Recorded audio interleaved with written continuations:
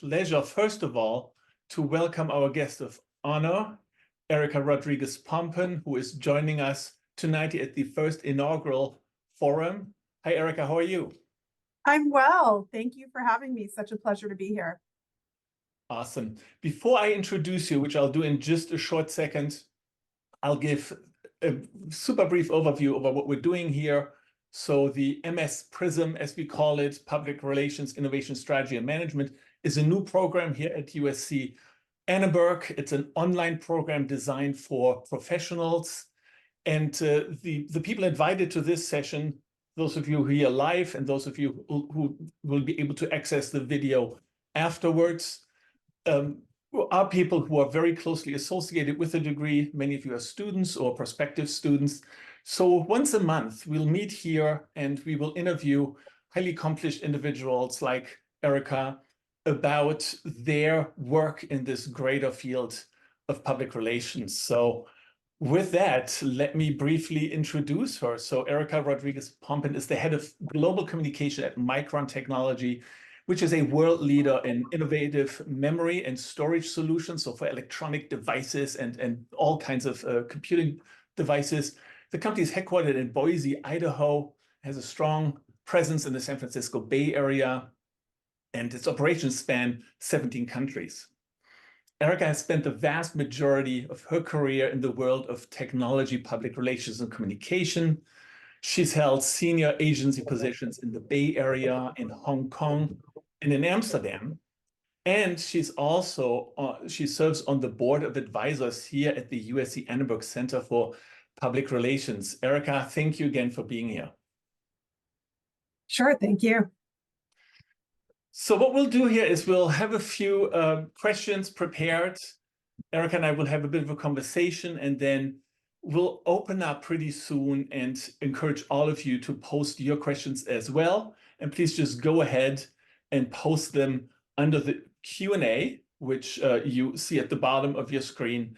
And since this is a webinar and not a Zoom meeting, you will not be on camera, we will not hear you, but you can contact us via the Q&A.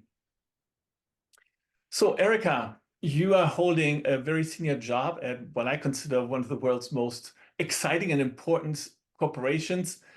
Can you give us a little bit of an overview of your and your organization's responsibilities? Sure. So as you mentioned, I lead our global communications function and team at Micron.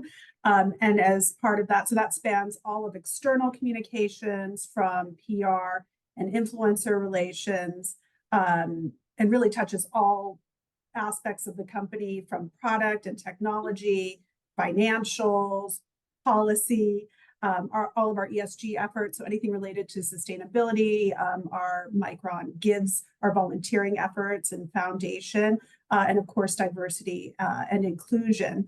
It also spans executive communications and internal communications. As a point of reference, we have 43,000 team members across those 17 countries. So we are a very large business.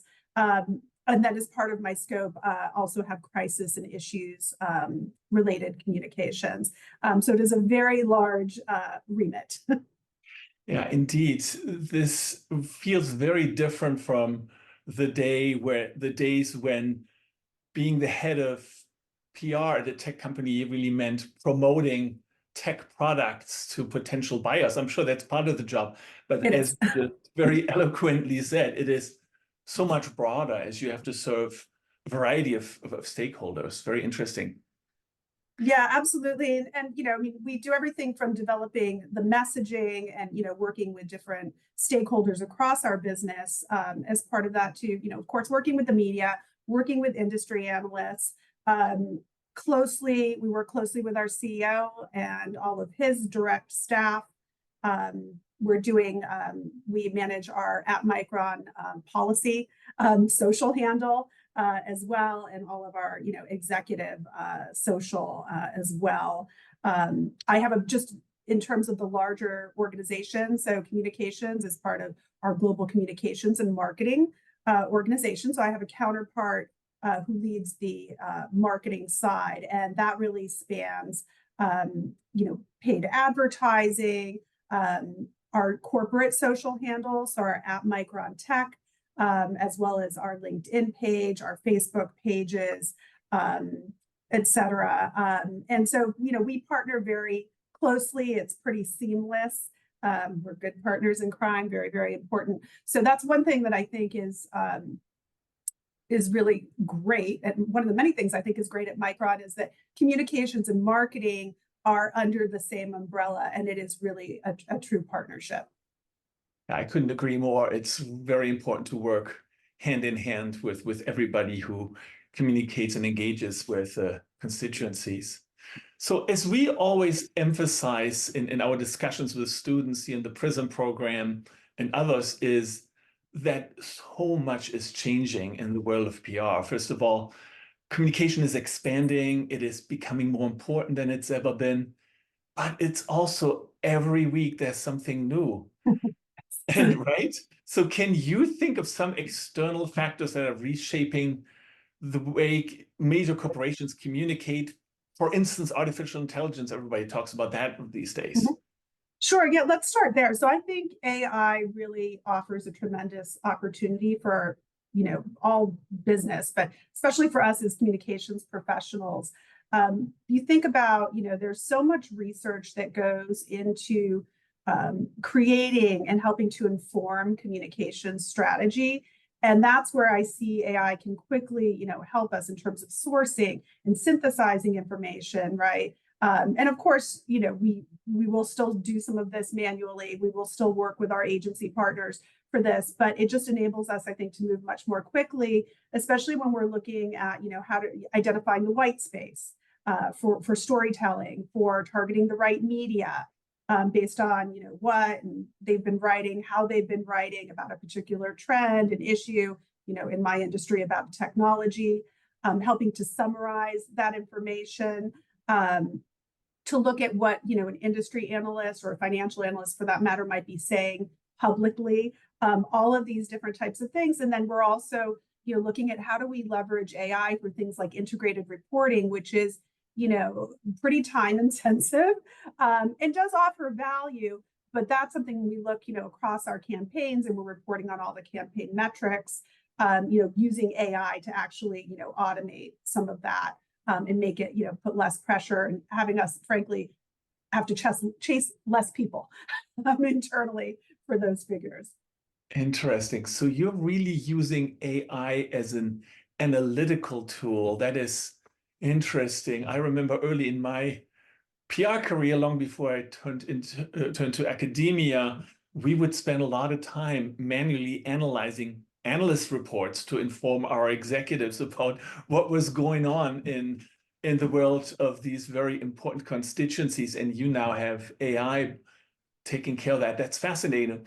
Are you also experimenting using AI for content creation in any form? We are. Yes, we are. So yes, for speech writing, for we're starting to experiment a little bit with press releases as well, which are very formulaic.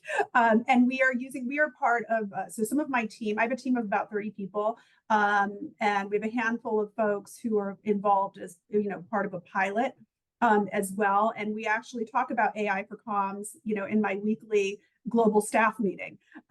So, with my leads, what have we learned? What are we observing? How can we coach our teams, right, to leverage this? And it's test and learn.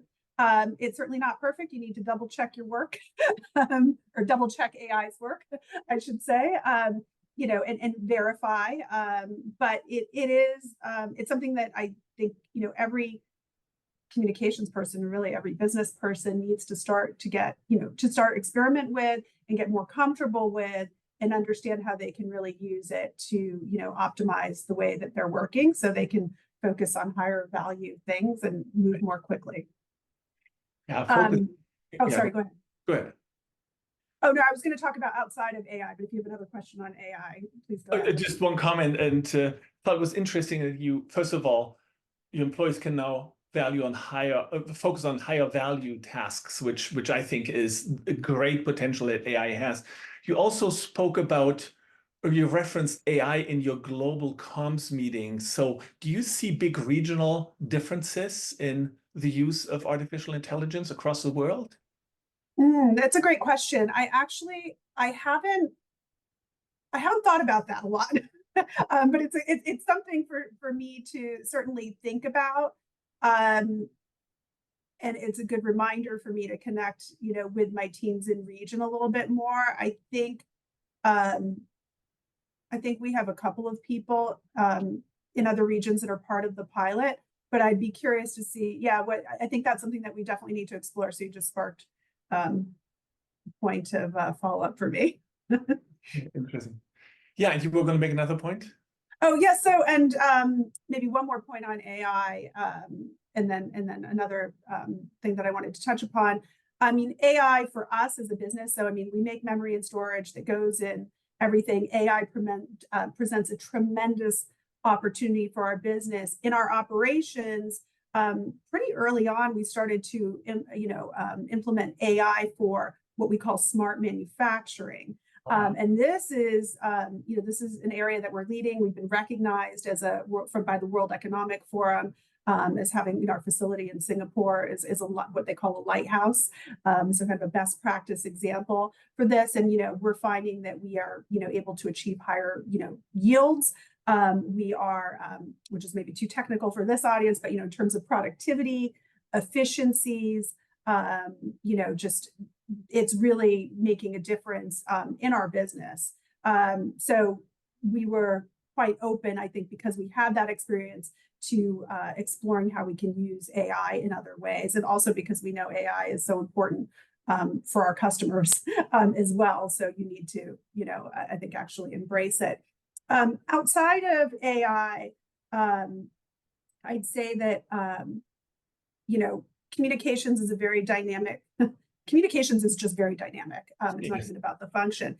And it's so critical to be on top of what is happening from a macroeconomic perspective, from a geopolitical perspective. And this really influences how you communicate, what you proactively communicate on, et cetera. So in terms of how the landscape has changed, I just think that the world has become more complex and will continue to become increasingly more complex. So communications is always, needing to stay, educate itself and be aware. We need to be aware of what's happening around us and listening and observing so that we can then, to inform our strategy and shift our strategy as we need to. Very interesting. Let me bridge over to the notion of storytelling, which in recent years has really moved to the forefront of public relations, which I really like because it humanizes even corporate communication. And this all sounds very intuitive in the context of a company that mainly engages with consumers, sells consumer-facing products. You work in business to business. That's where my career was prior to academia, as you know. And how does storytelling apply to this world of B2B, in particular in a tech context? And maybe you can give us some examples there. Sure. So, I mean, the first thing I'd start with is people are people, whether you're talking about consumers or you're talking about business people who are making buying decisions. So that's where I think storytelling is, just as relevant from a consumer as well as, a B2B perspective. I would say traditionally in B2B and especially in tech, there's been an over-reliance on things like the press release, which I have nothing against the press release. It's a good tool to highlight what's new and to reinforce certain messages, but a press release is not a story in and of itself. And messaging is not a story. You can have your core messaging points, but that is not the story. The other thing is that storytelling, requires voices. So you talked about, humanizing, right, the story.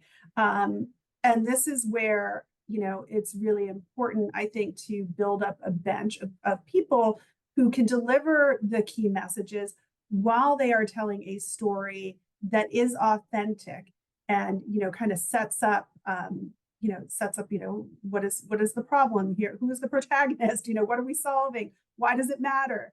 All of those things. So some of the, the way that we've shifted, I mean, we still do press releases, probably a little bit less than what we did in the past, kind of looking back before my time. And I'm always reminding people, and even people within sometimes the global communications and marketing function, but certainly our stakeholders and our C-suite, that PR is not a press release.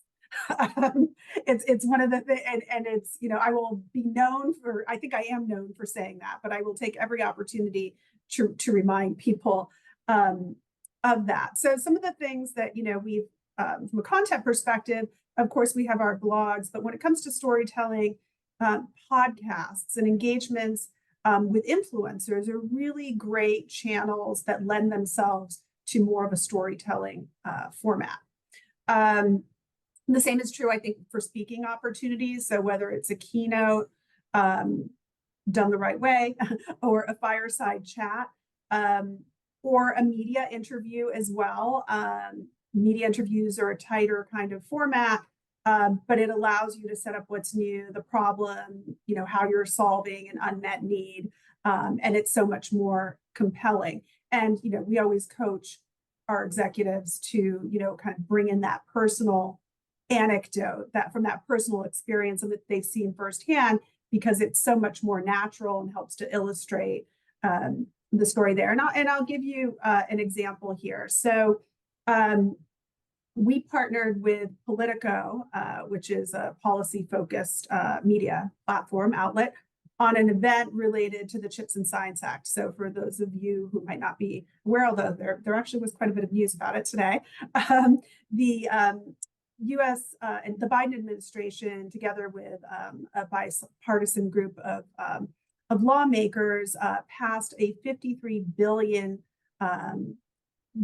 bill to support research and development and manufacturing of semiconductors, of chips, in the U.S. So as a point of reference, the U.S. had not been investing at the pace that other countries like Singapore, Japan, others had been for years. So I think, so the stat, I'm just checking my notes here, but the stat is that global chip manufacturing in the U.S. fell from 12% in 2020 from 37% in 1990.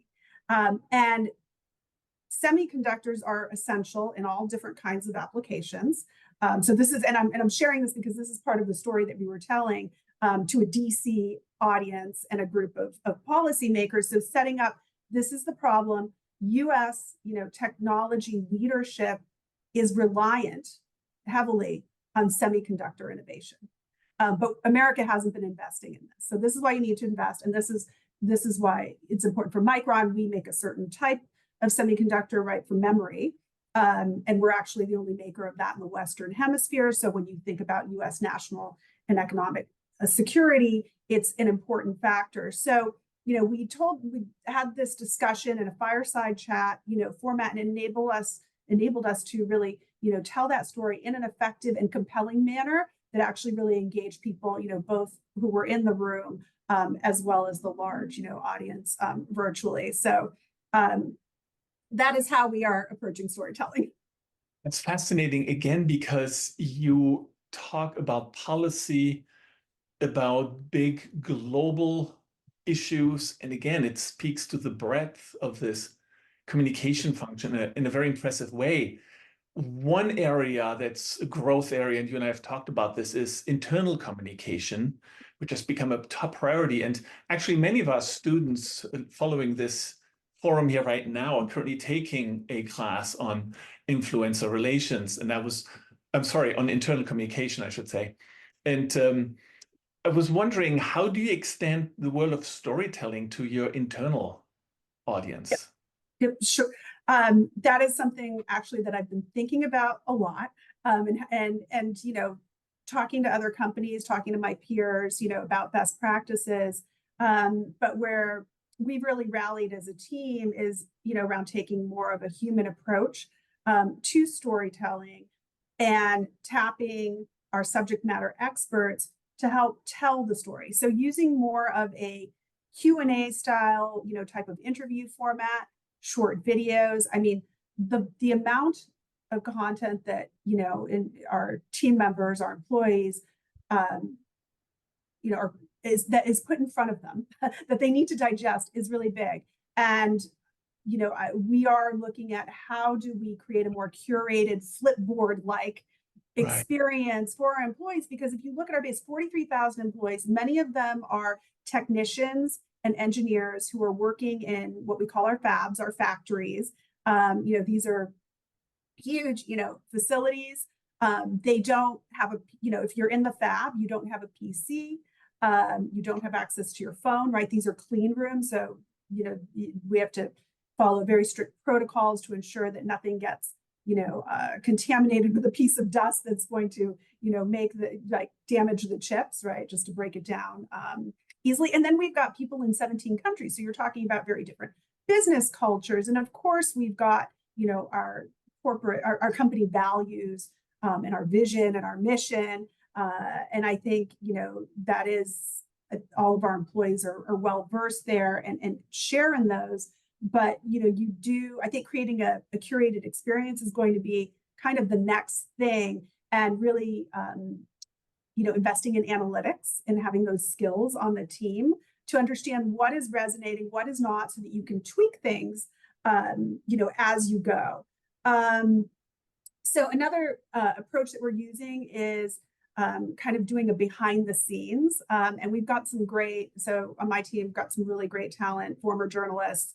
And, they are, doing these behind the scenes stories that make it interesting, to whether you're a technician or you're somebody working in global procurement, or you're, in business unit marketing, that it's going to be something interesting. You're going to learn something new, and you're going to understand the person behind it. And I'll give you an example of this. So I mentioned smart manufacturing earlier.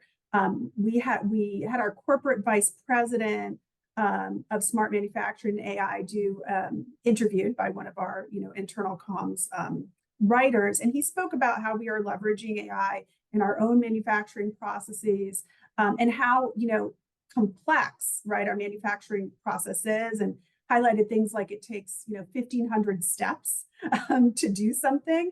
And he talked about how AI is improving accuracy and productivity, and also like helping, there are also other benefits, like it's helping create a safer work environment. It's making us more sustainable in our operations. So again, things, tying the story to broader things that team members care about. The last thing that I'll share here is about leadership. So executive communications. So our team supports our executives for their external engagements as well as their internal.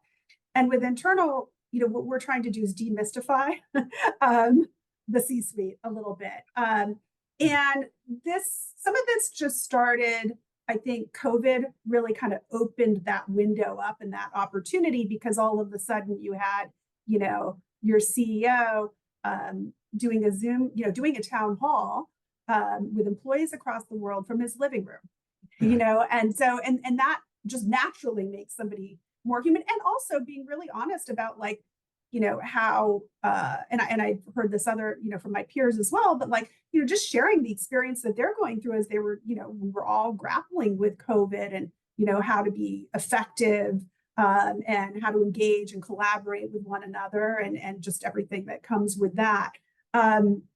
So I think that that's really important. We're continuing to carry that through, and then also into our town halls, where we're moving away from, scripted presentations and more into conversational panel-like things that include a couple of members of our CEO staff. Interesting. Very interesting. And now that you've mentioned the C-suite, public relations in its earlier days, or in the outgoing 20th century, has really struggled to have its seat at the table, being heard by the most senior executives. They viewed us more as sort of order takers in supporting roles. That has changed a lot. And communication now plays a major role in the boardroom. So would you comment on that and see how you personally and your organization interact with the C-suite? And again, maybe give us a couple of examples. Sure. Sure. So I engage with the C-suite probably on a near daily basis, I would say, either on the phone, in a meeting, on email, what have you. And I think that that does speak to the importance of communications and the value that's placed on it by the C-suite. I have a firsthand view on business strategy. I'm pulled into discussions early on. And that's really important when you think about preparedness and planning, because communication is about promotion and driving engagement and awareness and all of that, but it's also about mitigating potential risks. And when you're in the room and you're hearing the discussion and you're privy to those strategic discussions and also debates, because there are diverse perspectives, right, within the C-suite. But it's helpful to hear what some of those, points of debate and tension are as you start formulating, plans, because it really does help to, inform that strategy. And, it can be anything from like discussing when I speak with them, like today, actually, I had a call with someone on our C-suite, and it was around a disclosure strategy. And sometimes, so sometimes it's a call, sometimes I'm presenting a plan. It could be about messaging, it could be about our expansion plans and how we plan to approach, a specific issue. I could be sharing, updates from media. So, this is, what this particular journalist said today. This is what we're hearing. Or, prepping actually for media engagement or a speech or something like that. So it really varies. And I think that the role of communications too, so not only does it help inform business strategy, it also, I think, sometimes can be a forcing function for business decisions because it gets everything out there in the open. Because when you start talking about communicating internally to your employees and externally, right, and you're going to be reaching customers and investors and everyone else, everyone's like, oh, okay, yes, now we need to, buckle down and make a decision. And, and I think this is true at many companies based on, conversations that I've had with my peers and other companies that I've worked with in the past. The others, so, I think I mentioned I'm often, in the room or privy to the discussion, but, also having, with the value that I think executives today are placing on communications, we have a strong voice in the room that comes with a lot of responsibility. And I think that, what's important to understand, and that takes time because each culture, each team is different, to understand when to use that voice. So, having strong judgment, right, on when to speak up with information or guidance that's impactful, not just to speak for the sake of speaking, because there's definitely a strong listening and observing component to being in the boardroom as well. So, you're getting value, but then you're also giving value when it makes sense. And all of that comes with getting to know your leaders, how they work, and being confident in your understanding of the business and, of course, your discipline in communications. Yeah, and having earned their respect, which isn't a given for, or wasn't historically in PR. Now, you've mentioned you still need to earn it. You still need to earn it. You still need to earn it and re-earn it every day. I hear you loud and clear. Very true. You mentioned a minute ago disclosure strategies. That's not nearly a vocabulary that most people in PR or aspiring PR pros would know of. Our students in PRISM have to, as I always say, suffer through a dedicated class on business and economic literacy for communicators. And it's counterintuitive for many people who want to be in PR. What is your take on this class and the importance of being able to speak the language of the boardroom? Oh, I think it's very, very critical because of the role, the importance, right, that communication plays in informing the business strategy and being, a trusted partner, advisor. You need to understand business fundamentals. And, I will share, I guess that was about 5 years ago. I had taken business courses in school. I studied communications, but I had taken business classes and all of that. But like, I doubled down did some studying to understand, like, am I sure I know how to read a balance sheet? Kind of all of these things, how markets work, like kind of a refresher. And that is very, very helpful. And I felt, because when I joined Micron, it was about a week before we were announcing our end of year financial results. So within a week of starting, I found myself actually in Boise, in the boardroom, and, we were doing the script was already drafted because I, work on this stuff for weeks in advance, and I had just joined, but we were doing script reviews, and I thought, like, okay, I know this term, I kind of remember this term, but I'm not really sure. And I thought, if I'm going to be here, I need to make sure that actually I know what these terms mean, because that's going to enable me to, provide better input and counsel on these things. And, it's not something that I had shared broadly that I was doing this. And then a couple of years later, I was talking with my head of investor relations at the time. And we were talking about like growth mindset and all of that. And I mentioned, that I took this course, and he was like, that is so fantastic. That is great. That's exactly, he's like, you should share that story more, because people need to be thinking more like that. Like, it wasn't, a weakness. It was like, hey, I recognized I need to brush up, and it's going to help me. And he's like, and you're great at what you do, and I love talking to you because you understand my world. And, so that's really, really important. You need to have business acumen, and it doesn't matter if you're working for a technology company or another B2B company or a consumer company. You need to be, and read if it's a publicly traded company, read the financial results that they put out, right? The transcript from the earnings call. You may not understand everything at front, but you will, the key points in terms of how the business is running, what it's going to be focusing on, key milestones, the financial fundamentals and the numbers, it's all there. So it will help you tremendously. Interesting. You just made a very strong case for the benefit of lifelong learning, which very much speaks to my heart, right? We're never done. I have one more question for you, but I would also at the same time want to encourage our attendees to please start typing questions into the Q&A box. I will then voice them to Erica. But first, I remember a few years ago, and this is related to boardroom communication and C-suite communication.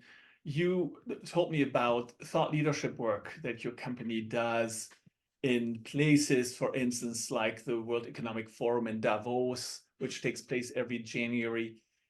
Can you talk a little bit about why your company, why Micron does this and invests in it? And again, give us an example. What would you or your CEO do at a venue like Davos or any other high thought leadership place? Well, first of all, so we are an industry leader in memory and storage. And as part of that, I think it comes with a responsibility, but we also have a strong perspective. Excuse me. Our customers, it's important for us to differentiate ourselves from the competition. We have a view on the trends. If you look at all of the different industries, right, that the end markets that we focus on, so whether that's, industrial IoT, electric vehicles, mobile data centers, we have visibility into a lot of what is happening and an understanding of those markets, which positions us well to, comment on trends and, provide those perspectives. And I think that, the customers and the partners that we have see value in hearing that, perspective.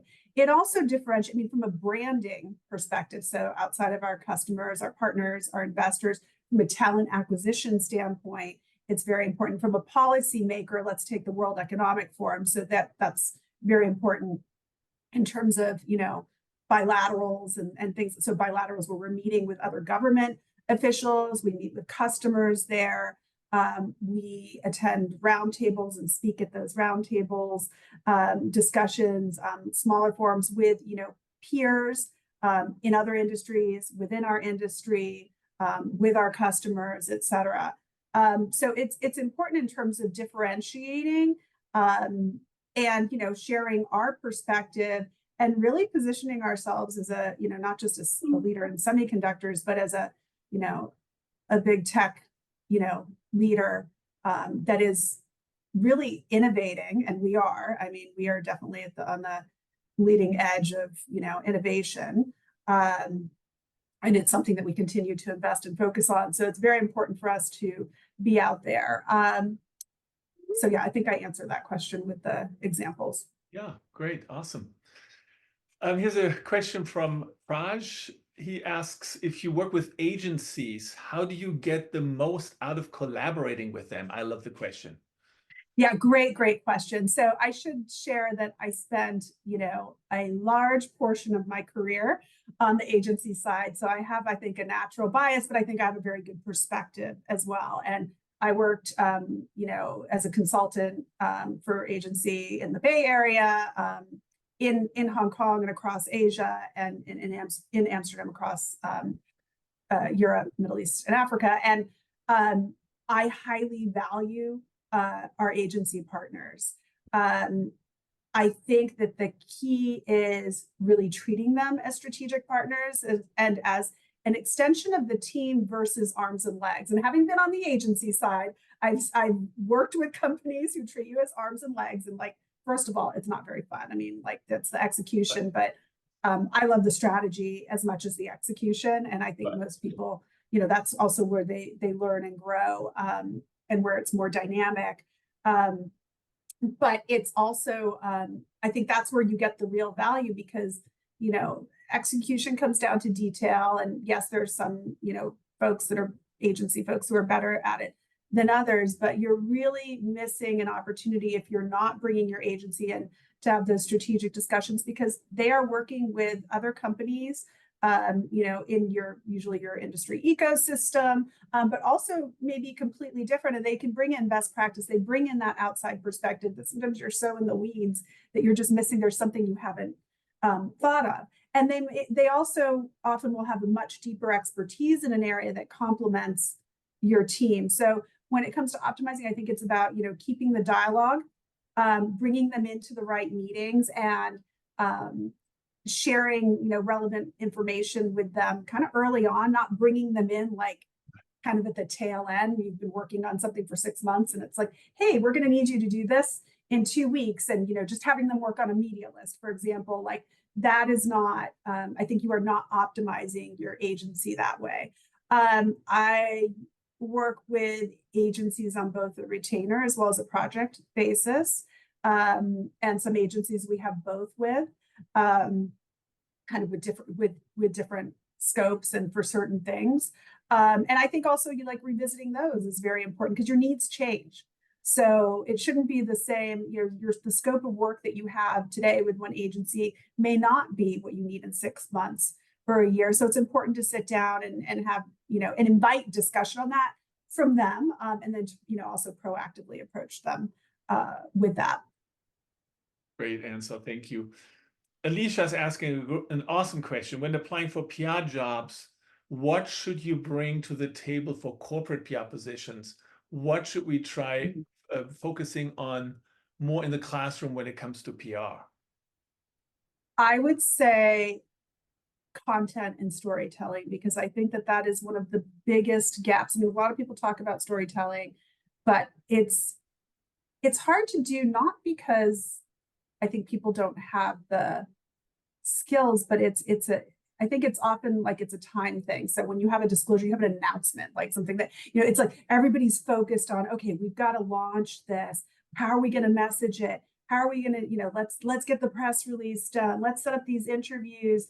And they're not taking a step back, right, to think about what is the story and all of that. So, it's been a while since, I was in school and studying mass communications and public relations, but I think, the skill that you want to bring is, examples of, how you've developed content, how you've approached storytelling. I think that that's big. The other thing that I will say for corporate communications, I think in particular, and it really doesn't matter even if you're just starting. I know, the group here has experience already for the most part, but it's executive presence. So how you carry yourself, that is very important with corporate communications, because often you are dealing with really high profile things. You are working with the C-suite and other senior executives. You need to have a strong presence and be clear, a clear communicator. Things, that we think probably are quite basic, but really, really important. And, carrying yourself with confidence, but also, being, demonstrating that you were a good listener and that you are synthesizing, you have the ability to synthesize information, and take action on things. Wonderful. The great questions coming in, and let's see how far we get into them. Brendan is asking you, Erica, besides understanding business language, what other skill would you say is most valuable when interacting with international representatives? And I love that question. Ooh. I don't know if you can, I guess it is a skill. I wish there was like one word to describe it, but I think appreciating that you don't know what you don't know. So having, I spent 9 years working across Asia, and then 8 years in Europe, and, often worked with people whose native language was not English. Sometimes I spoke a little bit of the language, sometimes I did not. In Asia, I did not. And, business cultures are different too. And at this time, I was not with Micron. I was, a consultant. So I was working with, a myriad of different types of companies with different cultures. So it's really, I think, just being clear, asking good questions in a way that is that doesn't feel confrontational, but is really coming across as, hey, I'm curious and I want to understand more, and I would really benefit from having context. And this is something, that I still practice, and I encourage everyone pretty much on my team that's based in the US has a global role. And then of course I've got folks in Asia as well, who work across the region, not just in country. And it's just, asking good questions and really listening. Knowing what you don't know, I think that's definitely the recipe for working with cultures that you're not as familiar with. Very, very true. We're at time, but since we have great questions here, we'll go a little longer. Ria is asking, how difficult is it to break siloing between different sections of a company? What takeaways of internal communications do you find as best practices for minimizing siloing to enable a more unified front? I love it. Great question. Great question. I think that, so, there are kind of, we don't call them this, but I'll call them mass forums. So things like the town hall, and you might have a series of them based on time zones, right? But it's essentially the same content, and then opportunity for Q&A. I think that those are great opportunities to inform and engage employees from an internal standpoint. In terms of, breaking down silos, I'm thinking about like in our work and how myself and my team work with different stakeholders there. We have actually instituted kind of a quarterly, you can think of it as kind of a quarterly business review, but specific to communications and marketing, where we get together with stakeholders and, we check in on priorities, or, if it's the first one, when we first kick these off, we're like, okay, so we believe these are the priorities for your area, but let's talk through those, and let's talk through, who are your audiences, and how would you structure them? Like, what is the order of priority? And then we come back with, this is the end state from a communications and marketing standpoint that we believe we could achieve, that we need to focus on to support your priorities for your business. So let's say it's DEI. And, we'll do a checkpoint on that. And then there are certain things that we, agree on in terms of, perhaps it's a campaign or initiatives or whatever that we're going to do. And then, we keep track of that. We kind of score each other on it as well. So the other teams get to score us and we get to score them. And, it's really simple. It's, red, yellow, and green. And red isn't bad. Red is sometimes you had to deprioritize something got stalled, or there's an issue to address. You might, but it's good because it creates this transparency and a regular, standing opportunity for engagement. And, we started rolling these out I guess it was about 2.5 years ago, 3 years ago. And we've added more and more. We've added more with stakeholders over time. And it's, and we still touch base in between, of course, we have regular meetings, but this is a chance to step back and kind of look at the big picture and see what we might need to shift and how are we doing on this collaboration. And so that's helped tremendously as well. Great, love it. I think we'll make Karen's question the last one. Do you feel the remote hybrid environment changes? I'm sorry. How do you feel, given the remote hybrid environment changes, what impact does it have on interacting with the C-suite individuals and even your broader audience?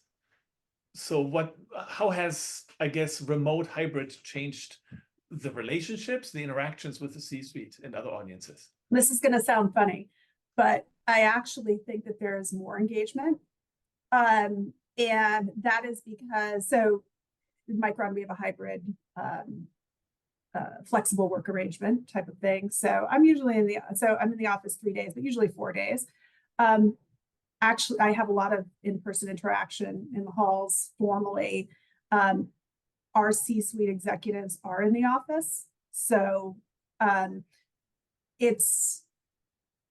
I think now, because people aren't in every single day, like I think and because we had this remote situation for so long during COVID, like people really appreciate the in-person interaction and I think are more present in those conversations. So I will say, when I was 100% remote, because actually we had people, right? We had people in fabs that can't go down who worked shifts, so they could not work from home. Right. For myself, I did a lot like by phone. There were a lot of phone conversations, phone, text, those kinds of things. I think it made the communication or the exchanges, it opened us up for being less formal. And I think that that's a good thing, because then, of course, if you have, a presentation, you're going to be buttoned up and all of that. But like just picking up the phone, I think we're much more open to, and we do it more frequently, to pick up the phone, text, call, and communicate in these different ways. So I think it's been a good thing. And that's a very interesting observation that I would absolutely second. So rather than having to make an appointment through an executive assistant, may I talk to the CEO? I never do that, actually. With that? I never do that. I might find out if he's in his office, but yeah, it's the same thing with us. We're, I think, more available to our students because we're formal office hours, but it's like it happened 2 or 3 times a day that I was texting with the students like, let's just jump on PRISM real quick, on Zoom real quick and figure this out. So it's definitely true. All right, Erica, thank you so much for having spent your evening or part of your evening with us. On behalf of everybody on this webinar, thank you very much. Thank you for being close to our organization. Your role as an advisor to the Center for PR is amazing, and look forward to seeing you actually at an upcoming meeting there in April. So thank you very much. Look forward to it. Thank you. Okay, this concludes our inaugural PRISM Forum. Thank you all for being here, and the recording will be made available to those who've registered. Thank you all, and good evening.